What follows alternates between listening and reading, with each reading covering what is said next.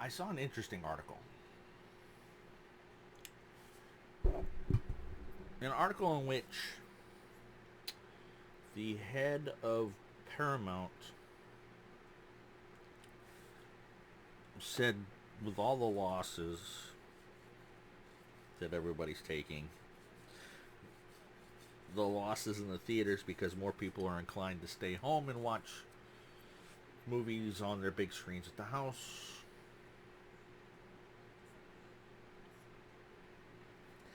that they are not going to be doing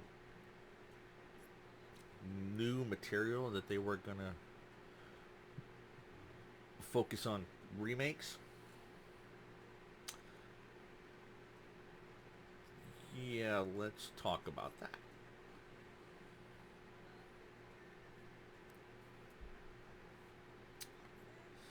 What is the problem with remakes? Well, let's start first and foremost, and in encompassing, and it's an encompassing entirety. The fact that remakes suck donkey balls, especially in the last 10 years or so.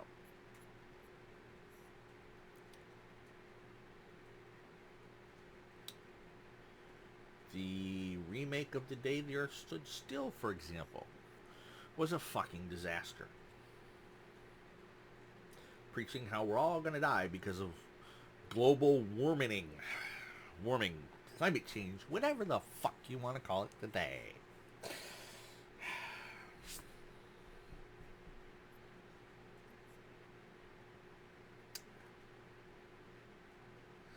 And that's why people hate it. Now, in the hindsight of looking back on it from this current time, it sort of made sense because the original was about the horrors of nuclear war. So, and preaching that nuclear war was bad.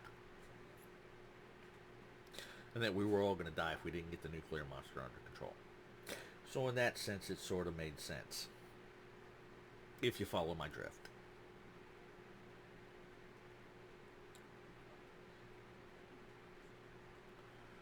But in reality, it still sucks.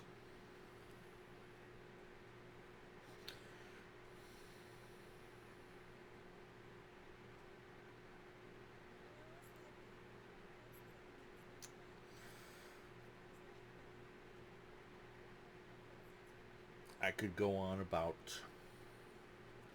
Disney again and their remakes, but what would be the point of that since I did a video on that?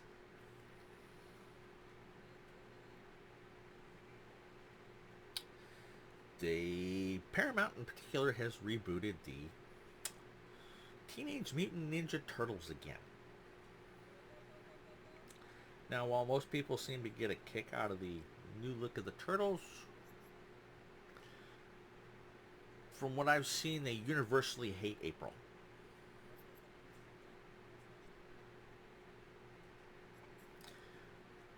Because in the comics and cartoons and the original movies, April is a redhead. A svelte, willowy, well put together redhead. A white woman.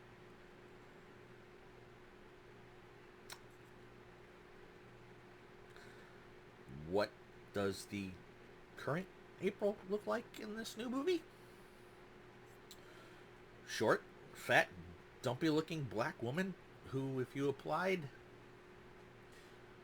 big fat red lips to her face, would be the epitome of the mammy meme of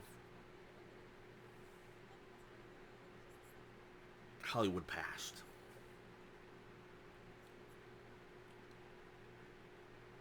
Hell, she's such a caricature. She could be a short, fat white woman in blackface. Just saying.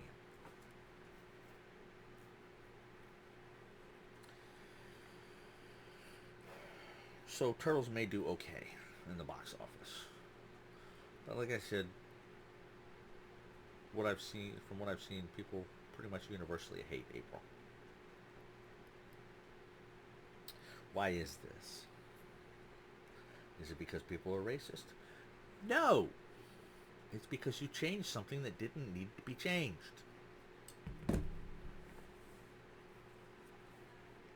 If you'd left her a redhead, hell, you could have made her black, but made her an actually attractive black woman.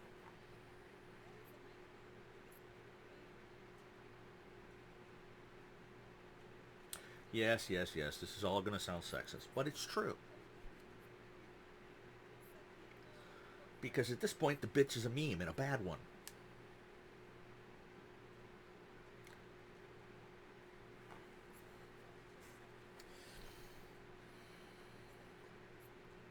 Again, why is this happening? Diversity, equality, and I forget what the fuck the I stands for. That the investors into companies like Paramount by hedge funds like BlackRock and Vanguard, which are so intertwined, they're, from what I can tell, are basically the same fucking company, just the left and right hand of the same company, or the same brain. Because they push the same shit. They're the ones pushing all this on it. They're pushing the hardest. And that DEI mantra is killing Hollywood. Killing it badly, not softly.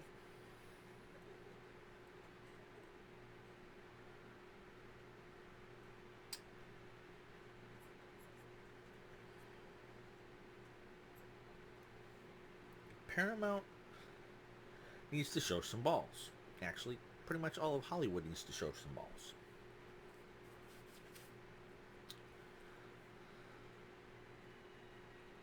Stop hiring people who proscribe to the idea of DEI.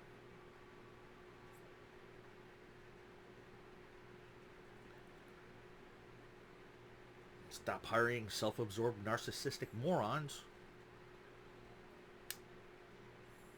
who blame fans for the failure of their films instead of their bad acting, the scriptwriter's bad scriptwriting and failure to adhere to source material, the executive producers and directors' failure to adhere to source material and not beat the scriptwriter's head over the head with the fucking original source material to drive into their brains to stake with the original fucking source material, and the executives who approve this shit. Anybody who has a hand in it needs to go. The companies need to be rebuilt from the ground up with people who actually want to entertain us instead of preach, which is pretty much what everybody does now.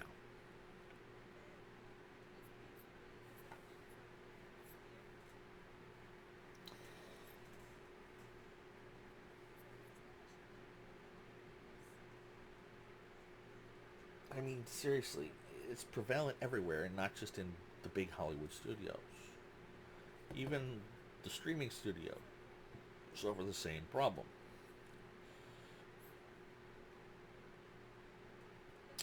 Take The Witcher. They had a well loved bit of source material in the novels, also in the games. And intermixing the two wouldn't necessarily have irritated anybody. You hired an actor who is a serious geek at heart and absolutely loves the source material, and who said from the beginning when he was hired that he was excited and that he would be keen to staying on as long as 7 seasons or more, so long as they stuck to the source material. So, what did the scriptwriters and producers do? They started pissing on the source material from the get-go. And then when Henry Cavill, the actor who played Geralt, who is the perfect girl, by the way, even assuming they come back to it after the SAG-AFTRA strike and writer strike for a fourth season. I don't think they will. Liam Neeson is not going to cut it because Henry Cavill is a Raw.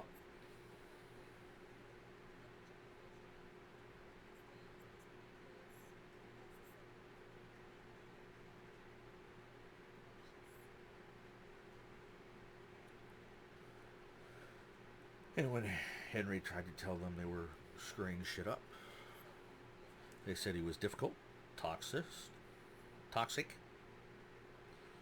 sexist, misogynist, all this horse shit. Because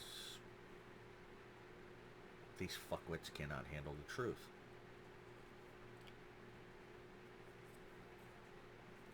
That they are the problem. And that they are not actually the majority. Now, to be fair, they may make up the majority of Hollywood actors, writers, screeners, producers, blah, blah, blah, blah. But they are not the majority of the audience. Most of us actually have more than two functional brain cells thrown together. We want to be entertained, not preached at.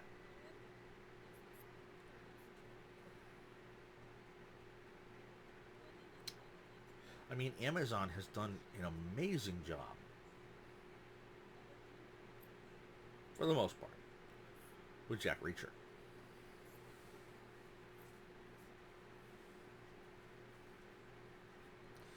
So far. We'll see how season 2 goes when it releases after the strike, I suspect.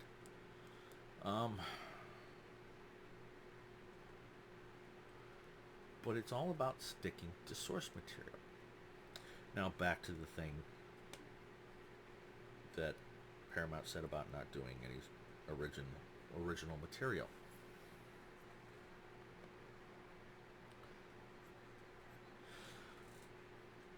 Beating the horse to death is what's killed Disney. And Disney is dying. Paramount. Have you noticed? You know why? They've ridden the Marvel horse to death. Nobody's going to see it.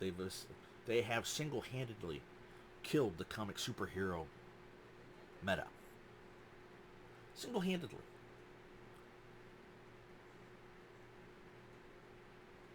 They killed Star Wars. One of the most beloved franchises in the world.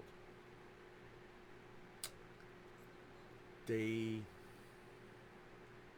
did a piss poor job with Indiana Jones 5, which, to be fair, can be said of Indiana Jones 4. That was another fucking disaster that never should have been made.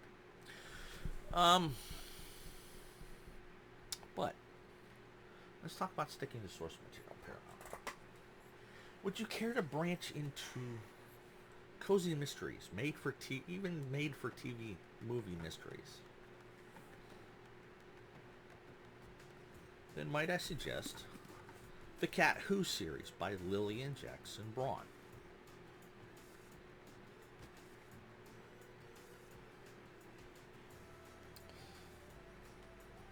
This is what they call, what we in the book world call, a cozy. It's the kind of book you cozy up with your cup of coffee, hot chocolate, whatever, sit next to a fire and read, or sit in your favorite chair, your couch, your bed, which is what I do a lot of the time when I read these. I'm curled up in bed, just chillax until I fall asleep.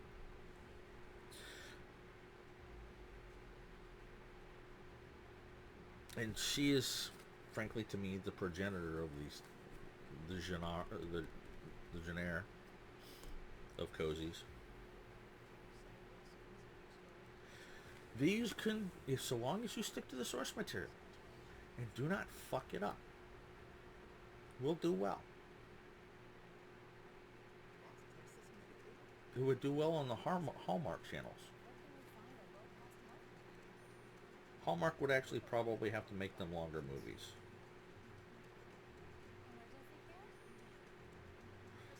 Um,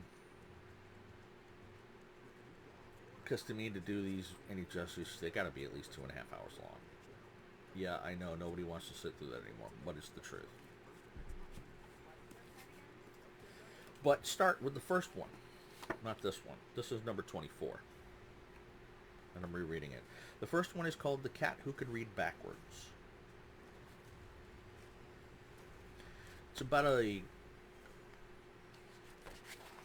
newspaper writer who worked out of Chicago and out of a newspaper in Chicago, who over time, well, of course, a couple of books, eventually, a couple of books into the series, discovered he'd been given a vast fortune of billions by a family friend. And always living within his means and not spending a lot of money. He didn't want to deal with those billions, so when he moved 400 miles to the middle of nowhere,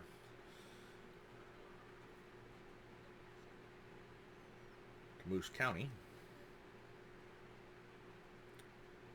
he set up a foundation to give the money away to the county, for to help the county uh, prosper. Be it arts, be it rebuilding a damaged hotel, changing an old mansion into a bed and breakfast hotel. This would also, if you would choose to, Paramount, make a very good TV series. Kind of like Murder, She Wrote. And I consider Murder, She Wrote cozy mystery TV. And this would be in that vein. Would do well. There's another author by the name of Sophie Kelly who's really good. A friend of mine that writes under the name of Elise Hyatt. She's written 3 and is working on 4, but her health makes it hard for her to do anything. Of her Daring Finds mysteries that would also be good movies. Let's see. What else? Science fiction. Mike Resnick. One of the grand masters of science fiction. Everything he writes is gold. This one happens to be the Penelope Bailey trilogy about a young lady with a lot of power. Telekinetic power. Psychic power. And everybody wants to control her. She doesn't want to be controlled. This is the first book. This would make a hell of a trilogy of movies. He also has a book called Santiago that's just fucking awesome.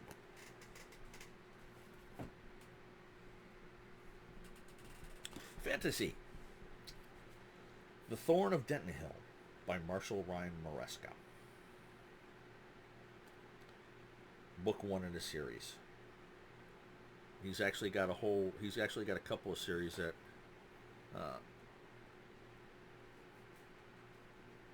takes place throughout different viewpoints of different people within the city of Maridine.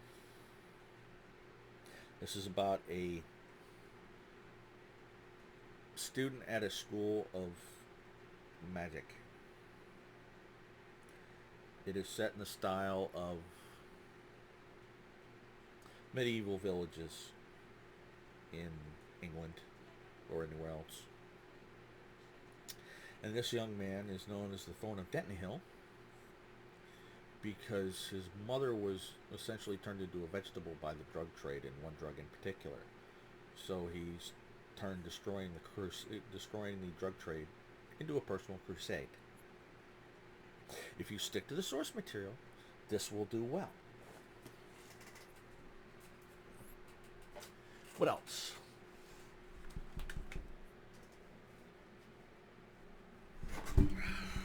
Whoops, sorry about that. A little bouncy. Another good thing that would make a good series of movies. They're gorgeously written. The Black Jewels trilogy by, hold on, Anne Bishop. The first book being Daughter of the Blood, the one I'm holding in my hand. This is magic. This is intrigue. And an element of what we in the book trade call bodice ripper romance. Not something I normally associate with.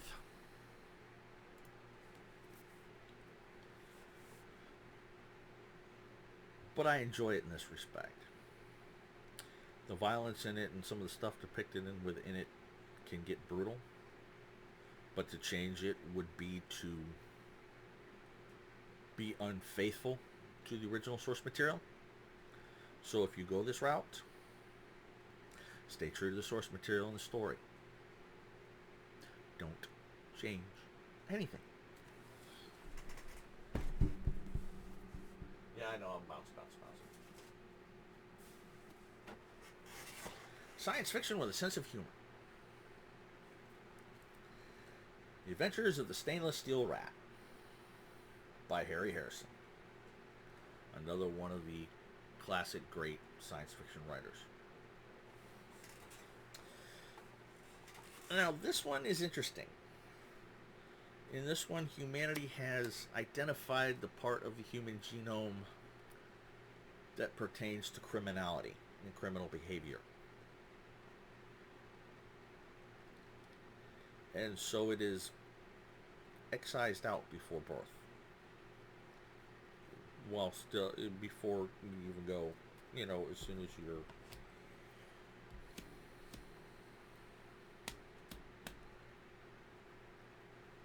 as soon as conception happens, basically. They go in and modify the genome. Except they occasionally miss people. The Stainless Steel Rat, Jim DeGrees, is one such individual. And he drives the authorities nuts. And he does it with a sense of humor.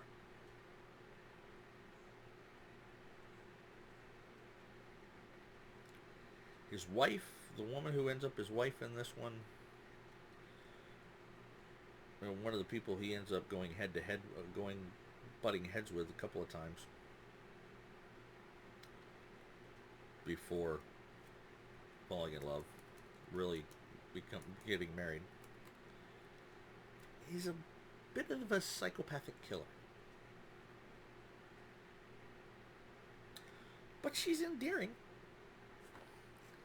Yeah, this is all done with a sense of humor. You stick to the original source material. Don't change shit to be politically correct, if you will, which is all the DEI mantra is political correctness. Marxist political correctness, I might add. If you don't change shit, this will do well. This is the first book and the thickest of them. There's several others. The ongoing adventures of Jim DeGrees, his wife, and eventually his kids. A crime family that end up helping people, which is funny.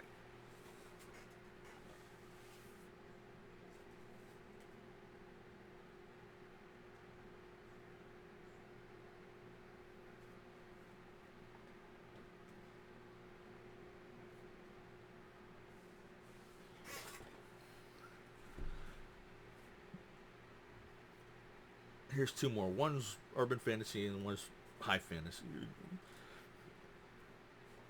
The Dragon Scroll trilogy by Melanie Ron, the first book of which is The Dragon Prince.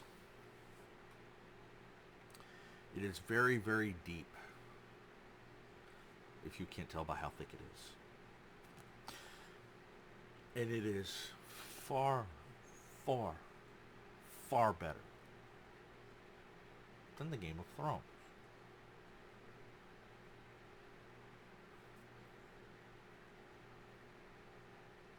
You would do well to write this, to do this one is this one is 3 books long. They're all equally thick. So in reality, you probably should do what was done with the last Harry Potter and split each one into 2 movies of an hour and a half, unless you just want to do one big 3.5 hour movie for each book. And why do I keep looking at my screen like that? Study you. Again, stick to the source material. You'll do well. She has a follow-up trilogy called the Dragon Star series. Or maybe this follow-on series is the Dragon Scroll series. It's another trilogy, equally as thick. All the books are really thick. And those would do well. This is one of my favorite writers of all time. This is Larry Correia.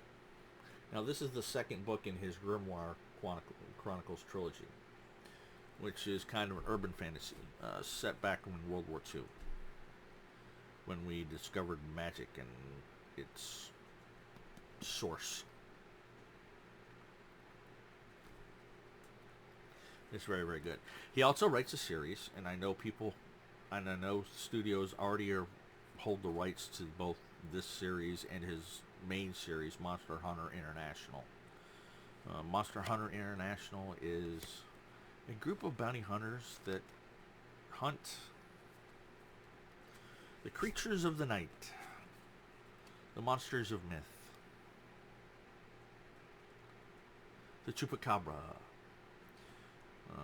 Bigfoot. They don't actually hunt Bigfoot because Bigfoot, the Yetis are harmless.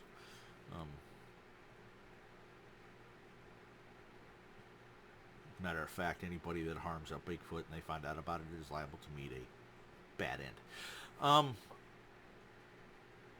Vampires, werewolves, the creatures of the Cthulhu mythos, Lovecraft, Aztec, gods, things of that nature. The first book is Monster Hunter International. Those would do well, so long as you stick to the fucking source material.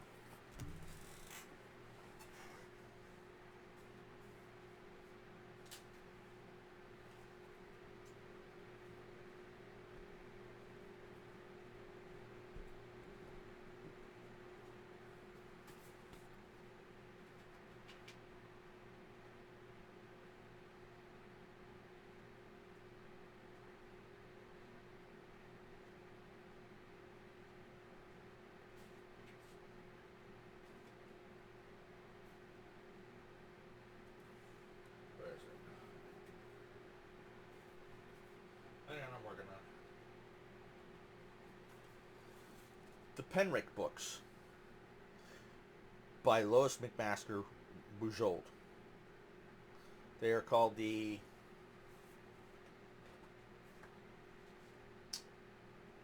World of the Five Gods novels. These, if you stick to them, these are a collection of shorts that she's written in this world. There's actually 3 books of the shorts. These would do well.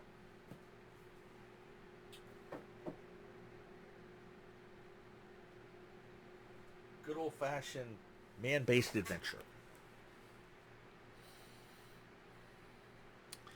The Executioner series by Don Pendleton. It is about a man who comes back from Vietnam to discover his family destroyed by the mob and sets out on a war to destroy the mob.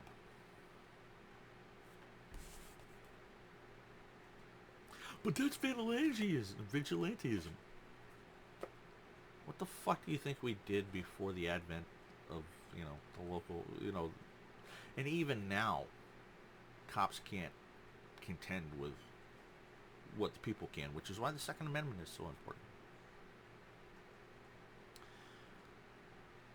Because most cities don't have anywhere near enough cops on the street. Several million citizens in the city and maybe 7 to 10,000 cops to patrol and keep the peace, investigate.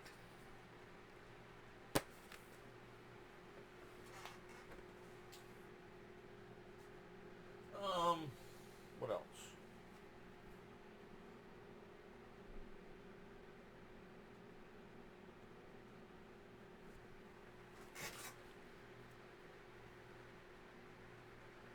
Uh,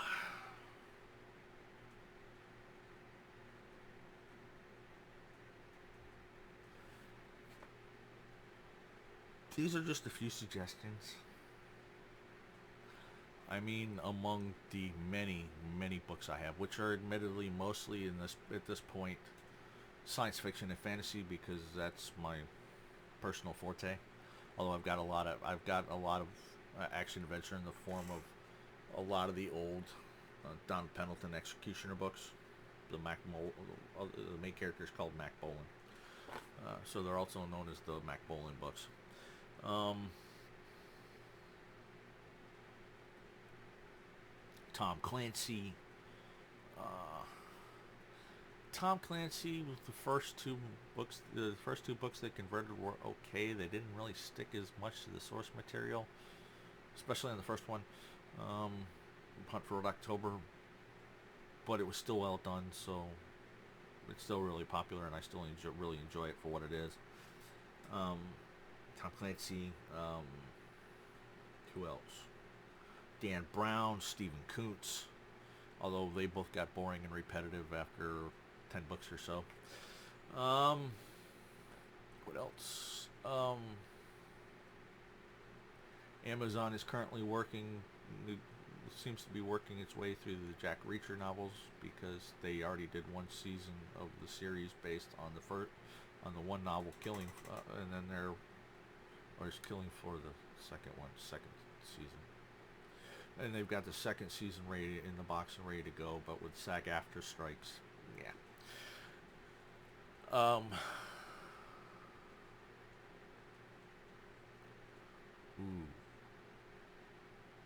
Some really dark noir for anybody brave enough to do it.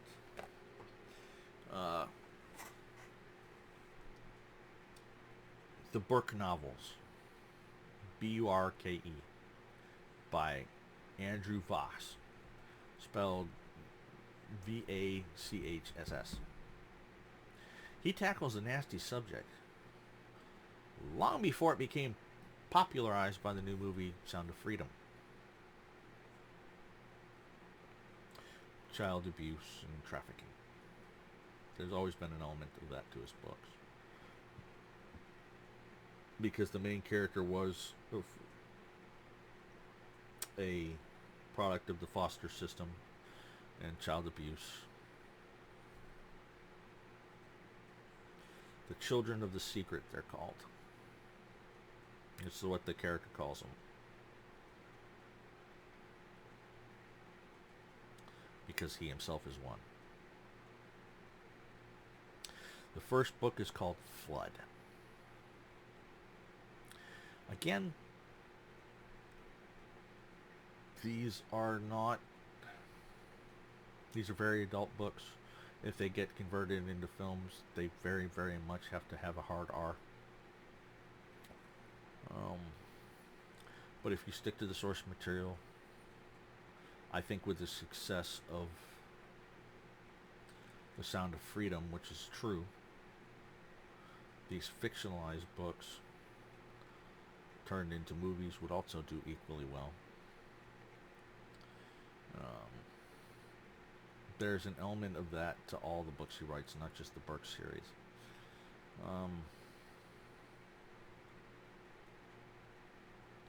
Andrew Vox was a lawyer um, who represented exclusively child abuse and molestation cases. Um, he hated abusers and molesters with a fiery passion. Um,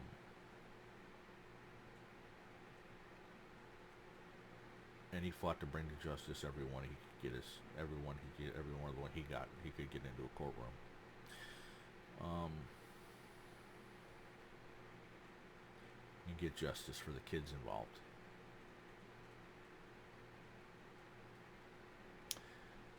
He even did something like that in regards to international child trafficking. Um,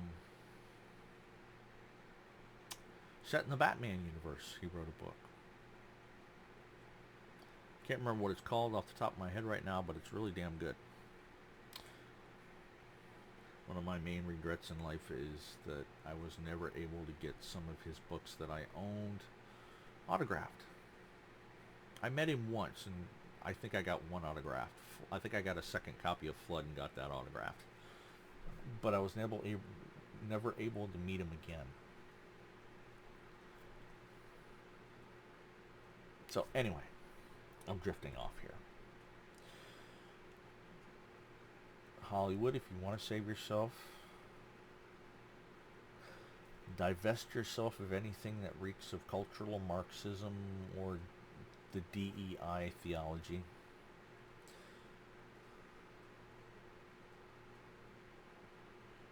Branch out into good, and like I said, these are just a few of the things I've read since I started branching out into more adult science fiction, fantasy novels, and others like Tom Clancy as a young man and a teenager, some 35, 40 years ago.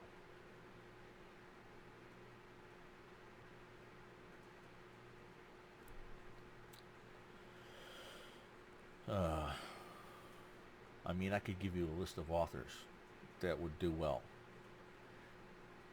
being converted into movies or TV series or even animes if you stick to the source material and don't fuck with it. This is my mantra to you. By all means, don't do remakes, branch out into new material, and do not let the writers fuck with the source material. Like I said, that was part of the downfall of The Witcher.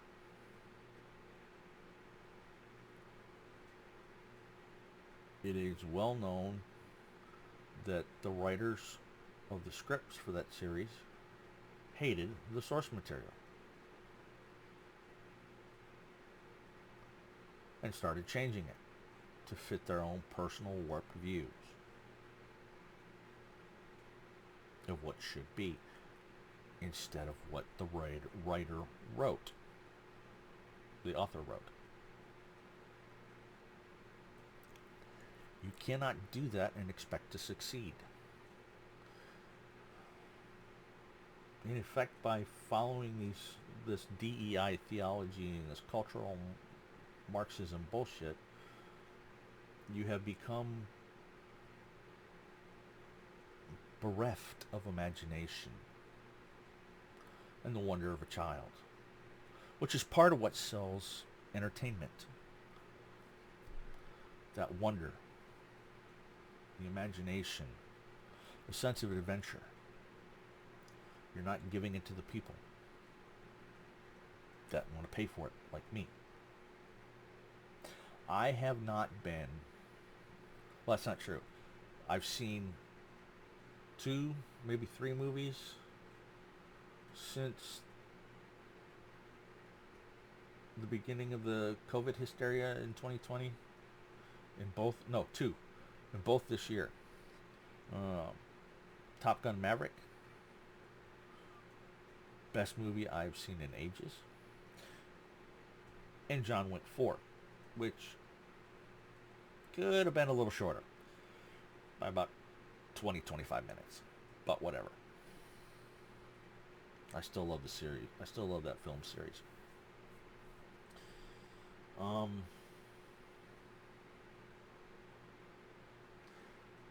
I was going to go to my favorite theater chain in the world to see the Meg 2 this weekend. I can't because they're not carrying it. I will probably still go see it at some point this weekend in one of my least favorite chains, AMC, because they're so fucking prolific and everywhere, including not that far from my house. And as I've mentioned in another video, Paramount and the rest of you studios, the theater chains are the other part of the equation of what's going on and why you guys are bleeding money. But I'll cover it again in brief. The chains have to let go of the megaplex meta, whatever you want to call it, business model. It will not sell anymore.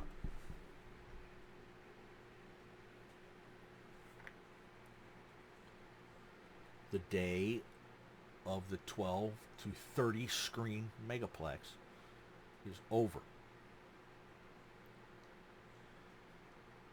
Theaters, the chains need to, and it's going to be hard, and it's not going to be inexpensive. It's going to be expensive. They need to go back to the way it was before the megaplexes became a thing. No more than 8 screens in a theater.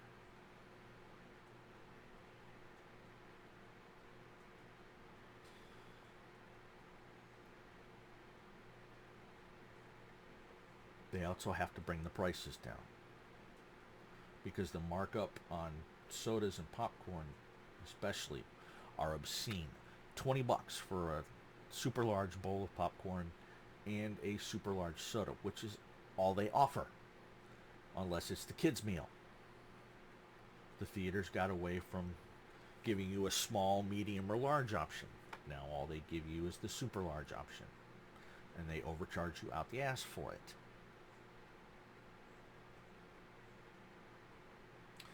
$5 or $6 for a fucking bottle of water that I can buy at a convenience store for about $1.50, or buy in bulk myself for about $5 for 30 bottles.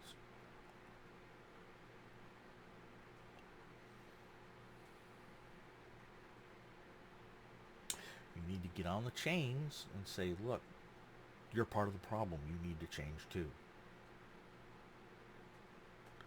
Now, my favorite chain in the world is called Alamo Drafthouse. It's a Texas institution. They are based around actual real food and meals and alcohol. You sit in the theater and they bring your food to you. They cook it and bring it to you. Actual meals. Philly cheesesteaks, pizzas, hamburgers, salads even.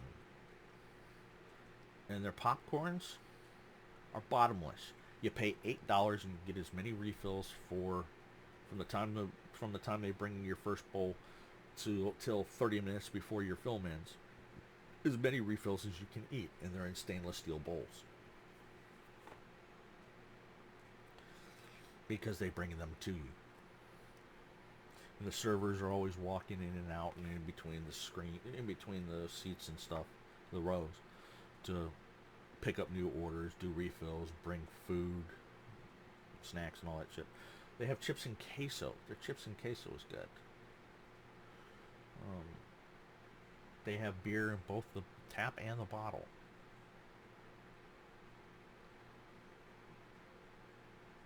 This is something the big chains actually probably should embrace. No more than 8 screens, and then change to the dinner theater model. Or if they want to keep the old model where it's just popcorn and reheated bullshit, at least stop overcharging for the popcorn like they do. Start offering a small, medium, and large option again.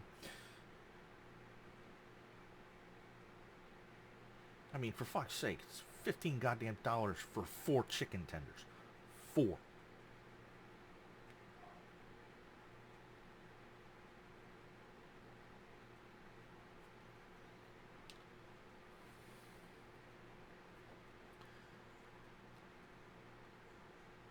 So this is what needs to happen if the big Hollywood thing is going to survive.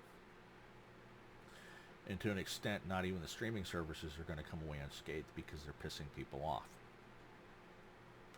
with the cultural Marxist bullshit.